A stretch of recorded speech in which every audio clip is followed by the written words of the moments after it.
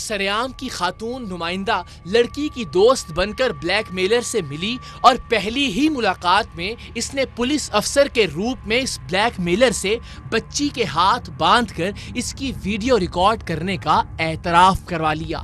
हमारी नुमाइंदा ने इससे पूछा कि आपने इसे बांधा क्यों था, तो अगर इसने ऐसा न किया होता तो ये पूछता कि मैंने इसे कब बांधा या आप क्या बात कर रही हैं। इसकी बजाय उसका कहना था कि ये मेरा और उसका जाती मसला है।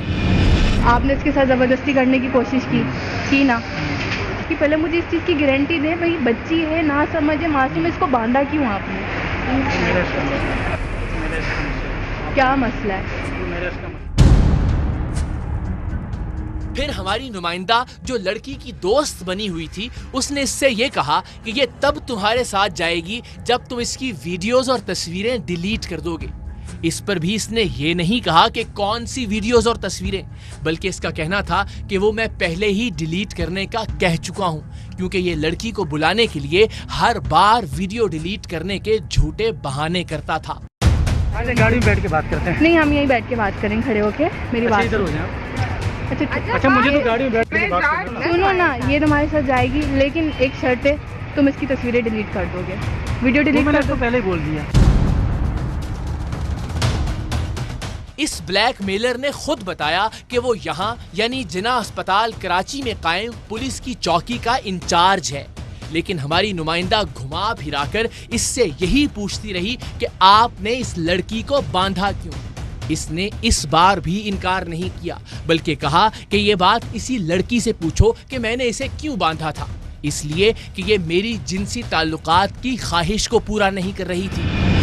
मैं यहाँ का पुलिस चौकी इंचार्ज हूँ, ठीक है, मुझे हर बंदा यहाँ जानता है। मेरी बात आप जबरदस्ती कर रहे हो ना इसके साथ। मैं जबरदस्ती कर रहा हूँ। तो आपने इसको बांधा क्यों अगर जबरदस्ती नहीं करते? क्यों बांधने से पूछो। क्यों बांधा था इसने? मैं मान नहीं रही थी तो। जबरदस्ती कर रहा था ना, तो बोलो। अब मान नहीं रही थी आपके साथ कुछ करने की, क्यों नहीं मान रही थी तुम? इसीलिए नहीं मान रही थी कि इस टाइप का कभी कुछ ऐसा हुआ। आप लेके तो आप जा रहे थे। मैं तो लेके जा रहा हूँ, ले जाने दे नहीं रहे। हमारी नुमाइंदा ने तीसरी बार इससे कहा कि आपने इसे बांधा बरहना किया, तो इस बदबख्त का जवाब इंतहाई पुरसुकून था कि मैंने कौन सा इसे रस्सियों से बांधा था, ये हाथ चला रही थी इसलिए इसे बांधा था। वो तो बाद में लड़की ने हमें बताया कि इसने जख्मों पर की जाने वाली पट्टियों से उसे बांधा था। तो इसकी तस्वीरें, इसकी वीडियो, इसको बांधा है, इसको नंगा किया है आपने। तो भाई मेरी बात सुनो, मैंने कोई ऐसे इसको रस्सियों से नहीं बांधा है, ये हिल नहीं सक रही थी, ठीक है ना, ये हाथ चला रहे थे, मैंने सिर्फ इसके हाथ बांधे, ठीक है। अब आप चलना चाह रही हैं तो आप चलें, नहीं चलना चाह रहे हैं तो उसको ले जाने तो कोई इशू नहीं। इसकी वीडियो और तस्वीरें डिलीट कर दो। मेरा मसला, मैं करूँ या नहीं करूँ। वो वीडियो और तस्वीरें डिलीट कर दो, दिखाओ मुझे, हैं तुम्हारे पास? ये मेरे 2 मोबाइल है, मैं मोबाइलों में ऐसी चीज़ें नहीं रखता हूँ। मैं पुलिस वालों को मुझे गोली मार दे, मैं मर जाऊँ, कोई ये वीडियो देख ले। कहाँ रखते हो तुम? घर में पता है, मोबाइलों में ऐसी चीज़ें नहीं रखता हूँ। अगर ये तुम्हारे साथ रिलेशन में नहीं आएगी, तुम वायरल कर दोगे। वो मेरा मसला, वो मेरी सोच है। अभी हट जा, मैं जा रहा हूँ, जाओ तुम। जाए? मैं जा रही हूँ। बैठो आओ, फिर बैठ जाओ बस। जा रही हो तुम? कहते मैं तुम्हारा पीछे, मैं इन सब से रोज से तंग आ गई हूँ, बस इस बात को खत्म करना चाहती हूँ। बहरहाल अब हमारी नुमाइंदा और ब्लैकमेलिंग का शिकार लड़की इसके साथ गाड़ी में बैठ गए। टीम सरेआम के बाकी अराकीन मुस्तकिल गाड़ी पर नजर रखे हुए थे। इसने दोनों लड़कियों को खौफजदा करने के लिए अपनी प्राइवेट ब्रांड न्यू गाड़ी में लगा हुआ हूटर भी बजाया और अपनी पिस्टल निकाल कर धमकाया भी कि अगर इस लड़की ने इसकी बात न मानी तो वो इसे गोली मार देगा। आप इसको डरा धमका के लेके जाते हो। अगर मैं गलत करना चाहूँ ना, आप इसके साथ हो तब भी मैं गलत कर सकता हूँ, ठीक है। अगर वो आपके साथ नहीं आई तो ये इसकी बर्बादी है, समझ गई मैं, बर्बादी इसकी है। अच्छा, पुलिस की गाड़ी लेके घूम रहे हो तो क्या इसको गोली मारोगे? इसकी वीडियो वायरल करोगे? कितनी सी बंदे की जान लेती है, कितनी सी ये नहीं पूरी जाती, सिर्फ ये जाती है, ये अंदर ही ले जाती है। उस दिन टीम सरेआम की नुमाइंदा की मौजूदगी की वजह से ये ब्लैकमेलर लड़की का इस्तेहसाल नहीं कर सका। लेकिन दिल ही दिल में उसने अपना अगला हदफ हमारी नुमाइंदा को मुकर्रर कर लिया था और इसीलिए ये अगली मुलाकात में भी इस लड़की को उसकी सहेली यानी टीम सरेआम की नुमाइंदा के साथ मिलने पर आमादा हो गया था। अगली मुलाकात पर हमने इस शख्स को गिरफ्तार करवाने का मंसूबा बनाया। मुकर्ररा दिन पर हमने लड़की पर बीतने वाले ब्लैकमेलिंग के 3 साल का पूरा अहवाल सुना और उसे रिकॉर्ड किया।